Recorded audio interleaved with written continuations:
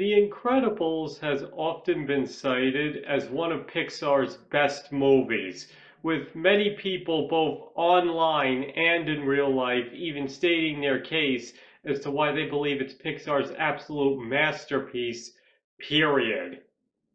I, however, have a slightly different opinion on the subject. Personally, I think that while it's good, it's missing an important element that both Pixar and Brad Bird have achieved both before and since. And that's what's at the movie's very core. But before I get into it, I would just like to take a moment to warn you that there will be spoilers ahead for both The Incredibles and The Iron Giant. So if you haven't seen either of them yet and you don't want anything ruined, I would highly suggest you stop watching now. This will be your only spoiler warning. Okay, so as I just said, depending on who you talk to, The Incredibles is considered so good that many have even labeled it Pixar's magnum opus. But there are others who don't seem as fond of the movie, and if you take a look, actually has the widest ratio from critics to audience scores on Rotten Tomatoes of any of the movies released in the 2000s, as well as having the lowest audience score of any of them as well. And I would like to note that this includes the first Cars movie. So that would lead many to then ask, why is that? Well, I believe the answer lies in Brad Bird's previous directorial effort, The Iron Giant. Famously labeled as one of the most underrated movies ever made, The Iron Giant has won over the hearts of millions in recent years, and if you notice has a much higher and evenly ratioed Rotten Tomatoes score. Now, I'm not trying to deny that The Incredibles is a good movie or anything like that, but you've still got to admit these results are very telling. And I will concede that these two movies are very different, but I think that's exactly what led to those results. When you really take a step back and look at it, The Incredibles is a rather dark, cynical look at society that mainly focuses on Bob Parr's midlife crisis and the poor choices he's made. And as I said in a previous video, the movie is much more likely to appeal to adults, and men in particular at that, than to children as a result. I mean, even its themes mostly come down to ones only fathers will fully understand, and is way more suggestive and dark than you'd think a movie aiming at children would be. And that's what I think turns some people off to it. They either don't relate to it very well or don't like its darker tone. Now, contrast this with The Iron Giant. While still tackling more adult themes, this movie is still one for children at heart. Because in the end, the movie's about how a robot literally created to be a weapon finds his humanity and is able to renounce what he was made to be because of the compassion of an understanding boy. In essence, this movie is telling us that we can choose who we want to be, regardless of who we were or think we have to be, and that there's always a chance to make amends and do what's right. And that just showing some kindness to those who need it can go a lot further than we think.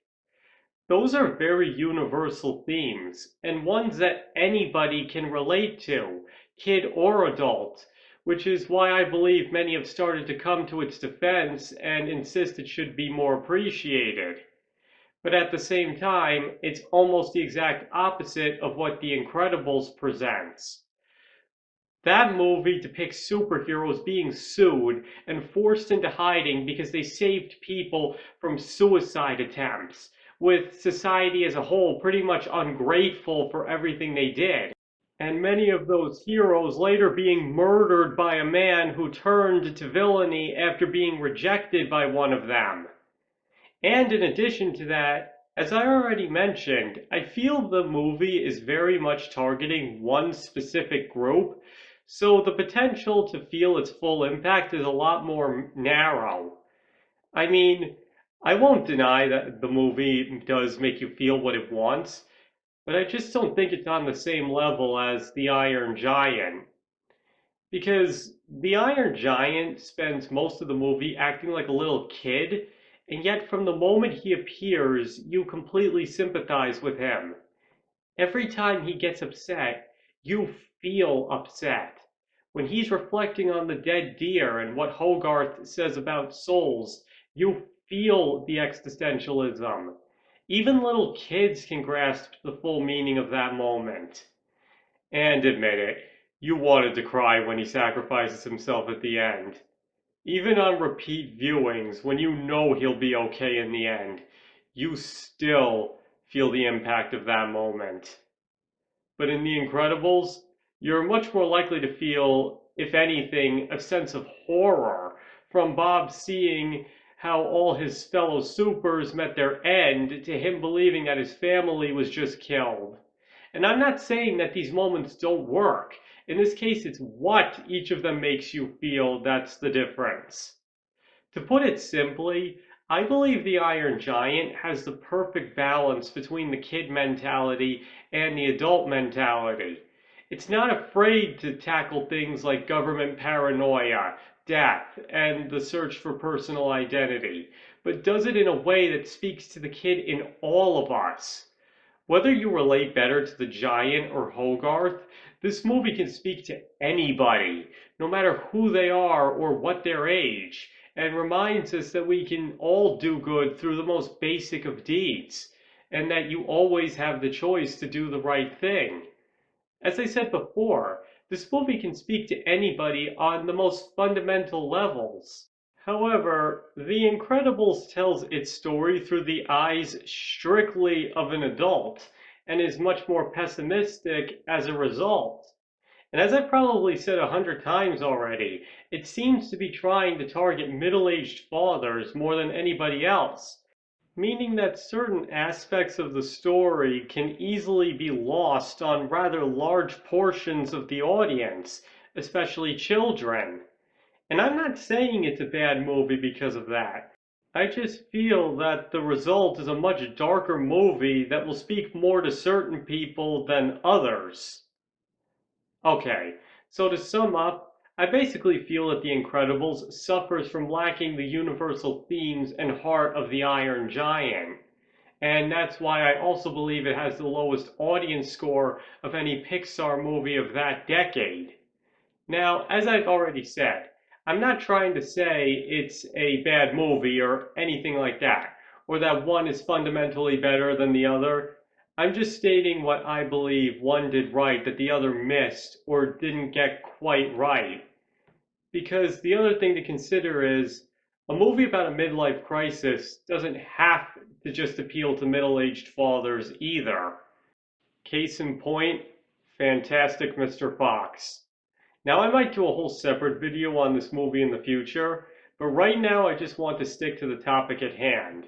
And though it's even more of a midlife crisis movie than The Incredibles, its themes and story still manage to be extremely endearing to almost everybody watching it and can be enjoyed by all. Now, why is that?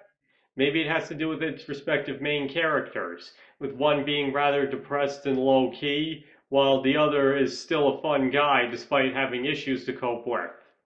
Or it could be that movie manages to mix the best parts of both The Incredibles and The Iron Giant without falling into the pitfalls of the former.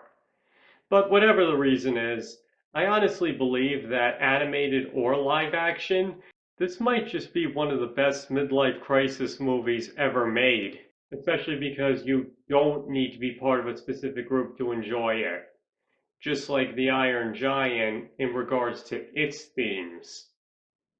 Alright, I think I've stated my case well enough and don't need to go on for hours about it. So why don't you tell me? Do you believe The Incredibles lacks the heart that made The Iron Giant so good, or do you believe it's fine and that I'm dead wrong about everything I just said? Please feel free to tell me in the comments below. And please understand, if you disagree with me, that's perfectly okay. I've got no issue with you if you do. Now, thank you all for watching. It is very greatly appreciated, and I hope to see you all next time.